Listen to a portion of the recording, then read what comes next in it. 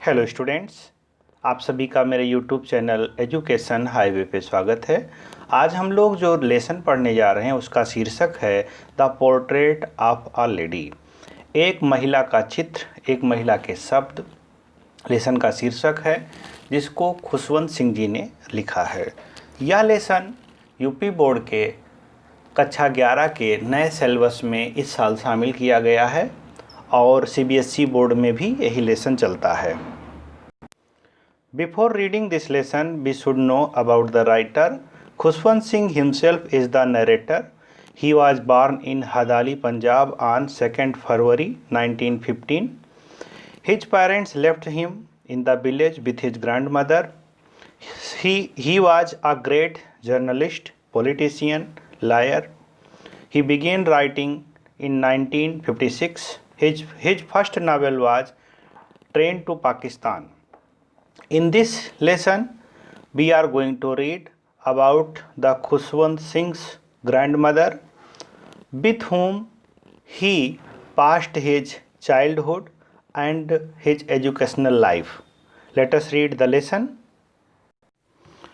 The writer told here, when I went up to university, I was given a room of my own. When he completed his education till intermediate, he went to complete his reading in university. He was given his separate room there. The common link of friendship was snapped. जो common link था between writer and his grandmother was snapped. अब इसकी दादी इसके साथ नहीं रहती थी, क्योंकि लेखक अकेले यूनिवर्सिटी में पढ़ने गया था, वहाँ पे दादी नहीं जा सकती थी। लेखक का अपना रूम था, हॉस्टल में रहते थे। My grandmother accepted her seclusion with resignation. मेरी ग्रैंड मदर ने मेरे इस दुराव को बड़े ही शांतिपूर्वक स्वीकार कर लिया।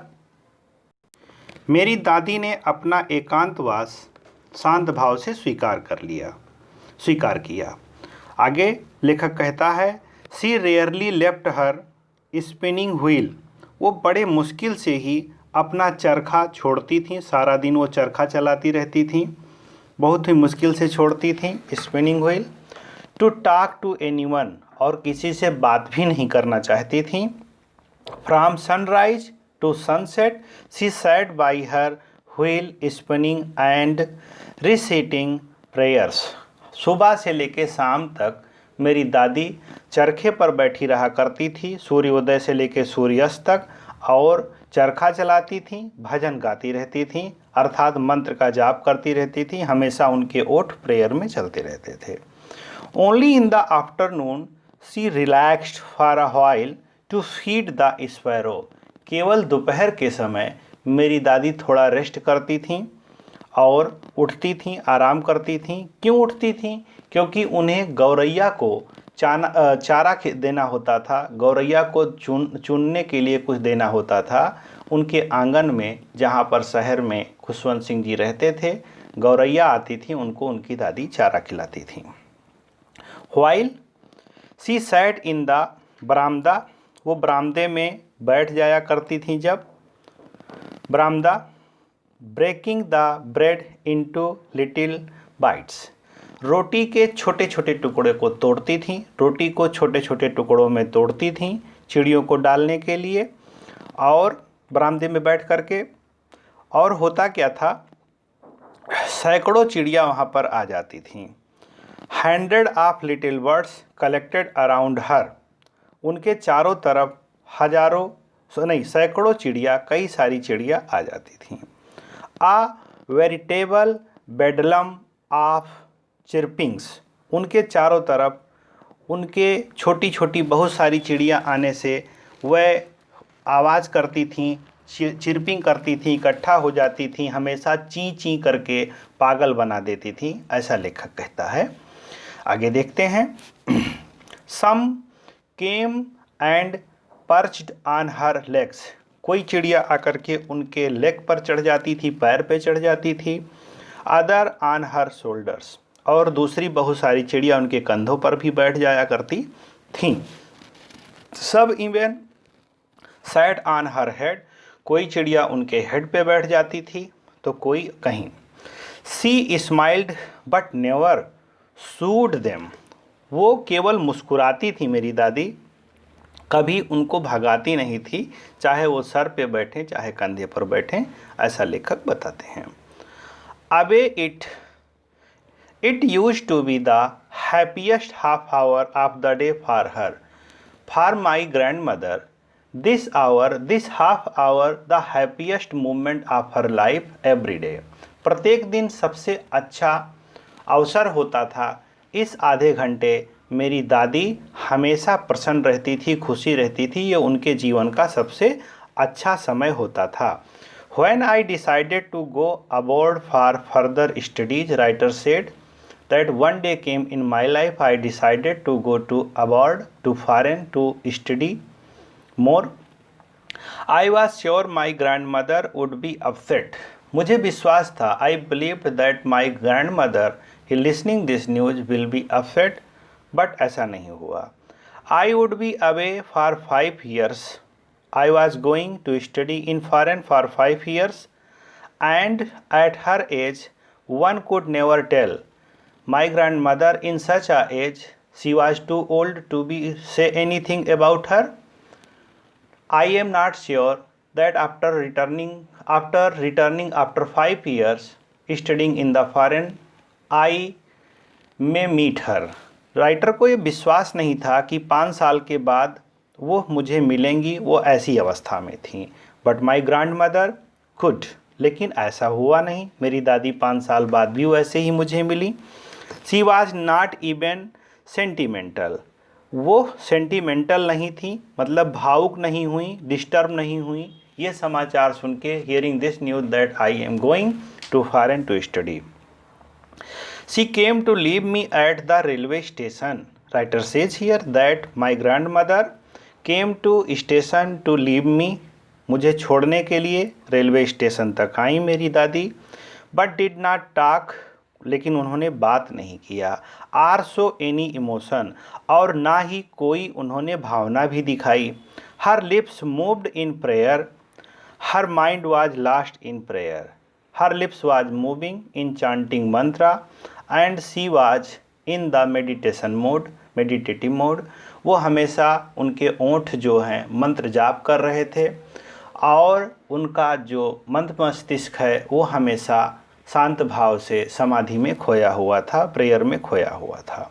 Her mind was last in prayer. Her fingers were busy, उनके जो अंगुलियां थीं वो भी बिजी थीं। किस में बिजी थी लेखक बताता है, telling the beads of her rosary, उनके हाथ में जो माला होता था उस माले पर माला के दाने को खिसकाती रहती थी अंगुलियों से। जाप करते समय एक जाप करने वाला मंत्रों का जो जाप करता है वो माले को ऐसे खिसकाता रहता है, तो उनकी अंगुलियां भी बिजी रहती थीं। हुआ क्या, silently she kissed my forehead, my दादी kissed on my forehead silently, मेरी दादी ने केवल मेरे फोरहेड पे किस किया।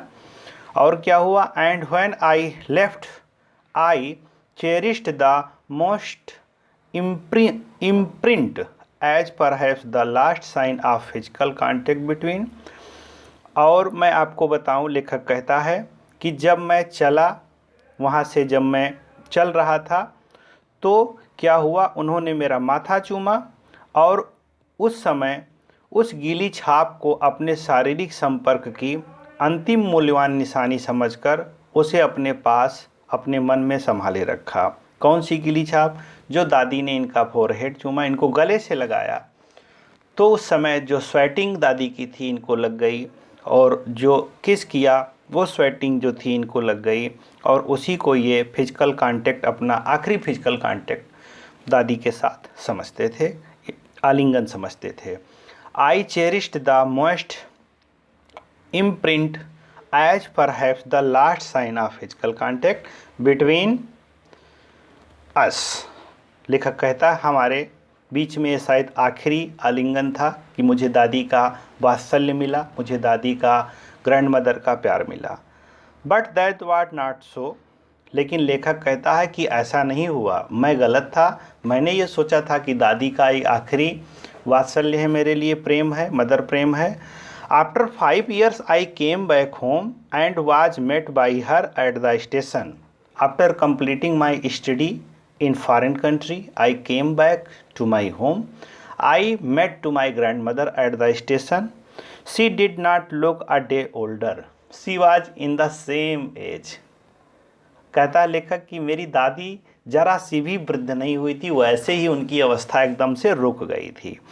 सी still had no time for words. उनके पास तो समय ही नहीं था कि कुछ बोल दें, बस पूजा किए जा रही थी, पूजा किए जा रही थी। And while she clasped me in her arm, जब उन्होंने अपनी मुझे बाहों में भर लिया। I could hear her reciting her prayers. मैं उनके जाप को, उनके मंत्र को सुन सकता था जो वो जप रही थी।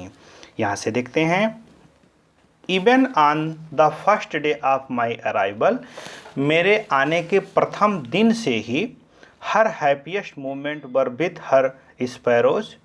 उनका सबसे अच्छा पल जो गौरैया चिड़ियों के साथ बीतता था वो जारी था, वो ऐसे। अर्थात लेखक कहता है कि मेरे आने के पहले दिन भी उनका सबसे अधिक खुशी का समय चिड़ियों के साथ बीता। वो प्रकृति प्रेमी थी, प्रेम करती थी, नेचर से प्रेम करती थी। जब गांव में मेरी दादी थी तो कुत्तों से प्रेम करती थी, उनको चारा, उनको रोटी खिलाती थी, और शहर में आई तो चिड़ियों को दाना देती थी। फिर लेखक कहता है यहाँ पर, whom she fed longer with frivolous rebukes, जिनको वो अधिक देर तक फटकारती थी, हंसी से पुचकारती थी और दाना खिलाती थी।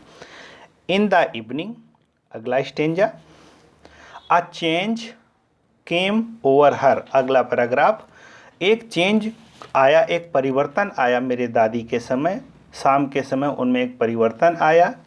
सी डिड नॉट प्रे, उन्होंने प्रार्थना नहीं की, उस दिन भजन नहीं गाया, उन्होंने पूजा नहीं की। She collected the women of the neighbourhood, उन्होंने पड़ोस की महिलाओं को बुलाया और क्या किया, गाट एन ओल्ड ड्रम, और एक पुरानी ढोल को ले लिया, ढोलक ले लिया। फिर क्या करती हैं, स्टार्टेड टू सिंग, और गाना गाना शुरू कर दिया। फॉर सेवरल आवर्स, कई घंटे तक, लेखक कहता है सेवरल आवर्स, कई घंटे तक। She thumped the sagging skin of the dilapidated drum, वो कई घंटे तक, ढीली ढाली ढोल होती है जिसका मतलब डिलेपिटेटेड, ड्रम को कई घंटे तक वो बजाती रहीं, ढीले हाथ से बजाती रहीं। और क्या करती रहीं, सैंग, यहाँ से सैंग of the home coming of warriors, और वीरों के घर वापस आने के गीत गाते रहीं। वो मेरी दादी ढोल लेकर बैठ गईं, कई घंटे तक ढोल बजाती रहीं और वीरों के घर वापसी के गीत गाती रहीं। We had to persuade her to stop, हमने उनको कहा कि दादी अब बंद कर दीजिए, मत गाइए, थोड़ा ज़ोर से न गाइए। मैंने उनको परसुएड किया, लेकिन उन्होंने अवॉइड कर दिया, अवॉइड ओवर हेयरिंग, उन्होंने मेरी बात पर ध्यान नहीं दिया और अपना काम करती रहीं। That was the first time since I had known her that she did not pray.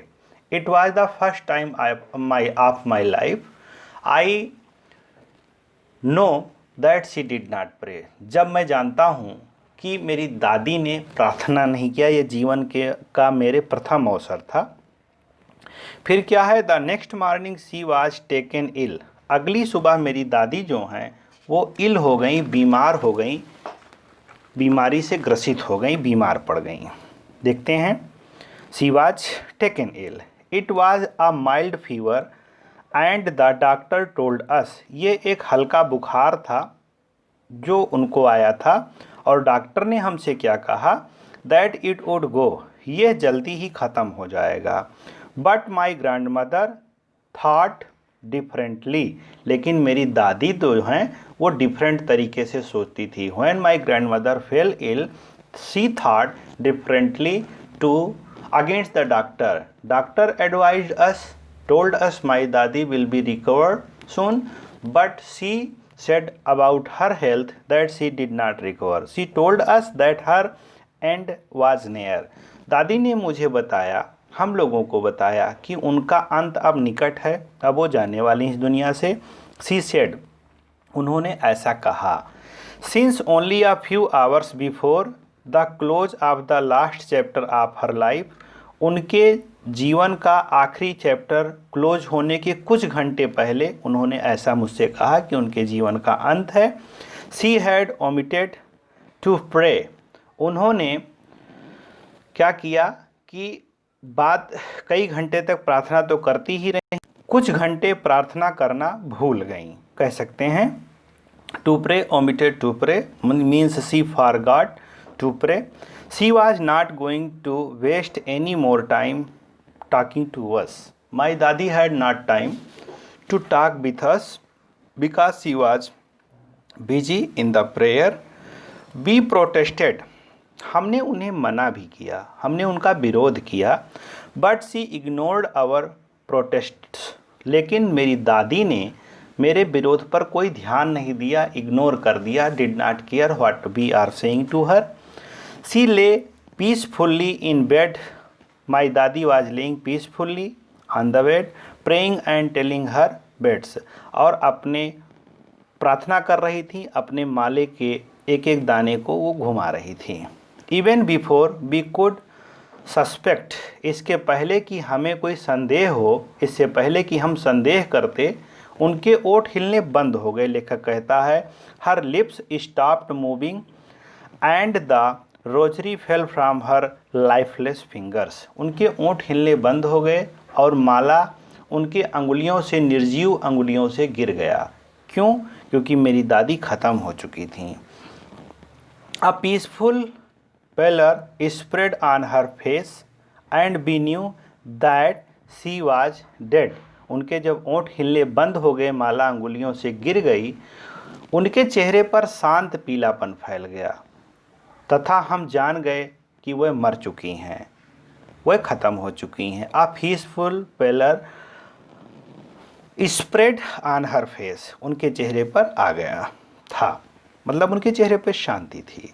We lifted her off the bed. मैंने उनको बेड से उठाया, हम लोगों ने उनको बेड से अलग किया और वो मर चुकी थी. उनको फर्श पे लिटा दिया. As it bed and as is customary laid her on the ground and covered with a red shroud. मैंने उनको फर्श पे, हम लोगों ने उन्हें लिटा दिया और उनके ऊपर एक कफन डाल दिया, रेड श्रोड डाल दिया, लाल कफन डाल दिया, कह सकते हैं. After a few hours of morning, कई घंटे, कुछ घंटे विलाप में, दुख में, रोने में उनके लिए बिताने के बाद, we left her alone to make arrangements for her funeral. हम लोग उनको छोड़ दिए, घर में अकेले छोड़ दिए और उनके दाह संस्कार की तैयारी करने लगे. इन द इवनिंग, थोड़ा पेज ऊपर, in the evening we went to her room. शाम के समय हम लोग उनके कमरे में गए. With a crude structure to take her to be cremated. अंत्येष्टि लेकर के शाम के समय दाह संस्कार के लिए हम लोग अर्थी लेकर के उनके कमरे में गए. क्रिमेटेड में दाह संस्कार. क्रूड स्ट्रक्चर, जो टिकठी बनाई जाती है, जो अर्थी बनाई जाती है, उसको लेकर के गए. The sun was setting and had lit her room. सूर्य अस्त होने वाला था, सूर्य छिप रहा था तथा उनके कमरे और बरामदे में सुनहरी रोशनी की चमक फैली हुई थी. The sun was sitting and had lit her room and बरामदा with a blaze of golden light. सूर्य का प्रकाश, गोल्डन लाइट, उस समय उनके बरामदे में और कमरे में फैला हुआ था. Be stopped half away in the courtyard. हम लोग जो वहाँ पे जितने भी हम लोग थे, आंगन के बीच में रुके और थोड़ी देर इंतज़ार किए. लेखक कहता है ऑल ओवर द बरामदा, पूरे बरामदे में, तथा उनके कमरे में and in her room right up to where she lay dead, जहाँ पर वो लेटी हुई थी, डेड हुई थी, and shift wrapped in the red shroud, और उनको लाल कफन में हम लोग कठोरतापूर्वक उनको लपेट लिए, बांध लिए। उनका शरीर जो है वो कठोर पड़ गया था, उसमें शिफ्ट कर लिए। Thousands of sparrow sat scattered on the floor. उस समय के सबसे बड़ी चीज़ ये थी कि मेरे दादी के अंतिम समय में हजारों गौरैया, चिड़िया वहाँ रोने के लिए बैठी थी। उनके लिए हजारों चिड़िया रो रही थी जिनको वो दाना खिलाती थी। वेयर वाज नो चिरपिंग, वो लोग आज शांत थीं, चींची भी नहीं कर रही थीं। बी फेल्ट सॉरी, अब देखिए यहाँ पर कि एक नेचर का विज्ञान है, नेचर है जो पंछियों को भी बता देता है कि उसका साथी या उसके लिए अच्छा करने वाला ख़त्म हो गया। हित और अनहित, गुड एंड बैड, ये जीव जंतु सब जानते हैं। स्पैरो वो चिरपिंग नहीं कर रही थी। Be felt sorry for birds, हम लोग बहुत ज़्यादा परेशान थे, चिड़ियों के लिए बहुत परेशान थी, उनके लिए दया आई। और लेखक कहते हैं, यहाँ से देखते हैं, my mother fetched some bread for them, मेरी माँ ने कुछ रोटी उनके लिए तोड़ी, उनको डाला कि वो लोग खा लें। She broke it into little crumbs, तोड़ करके उनको दिया। The way my grandmother use to, जिस तरीके से मेरी दादी रोटी खिलाती थीं उसी तरीके से मेरी माँ ने भी रोटी के टुकड़े बनाए और चिड़ियों को खिलाना चाहा, चिड़ियों को दिया। The sparrow took no notice of the bread, लेकिन चिड़ियों ने कोई भी रोटी का टुकड़ा नहीं उठाया, सब दुखी थीं, सब जानती थी मेरी दादी ख़त्म हो गई हैं। When we carried my grand's mother corpse, जब हम लोग अपने दादी के मृत शरीर को लेके चले, दे फ्ल्यू अवे क्वाइटली, सारी चिड़िया वहाँ से चली गईं, उड़ गईं, गायब हो गईं। नेक्स्ट मॉर्निंग, अगली सुबह, the sweeper swept the bread, झाड़ू मारने वाले ने ब्रेड के छोटे टुकड़ी को, रोटी को जो वहाँ पर पड़ी हुई थी उसको उठा लिया, झाड़ू से उठा लिया, स्वीप कर लिया। The bread crumbs into the dustbin, और डस्टबिन में उसको डाल दिया। ये खुशवंत सिंह के दादी की कहानी है जो बहुत ही लास्ट पार्ट में बड़ा ही दुखदाई है। थैंक्स स्टूडेंट, आप लोग इसको अच्छे से पढ़ें, सब्सक्राइब करें मेरे चैनल को और अपने मित्रों में, अपने जानने वालों में शेयर करें ताकि मेरी सेवा अधिकतम लोगों तक पहुंच सके। धन्यवाद।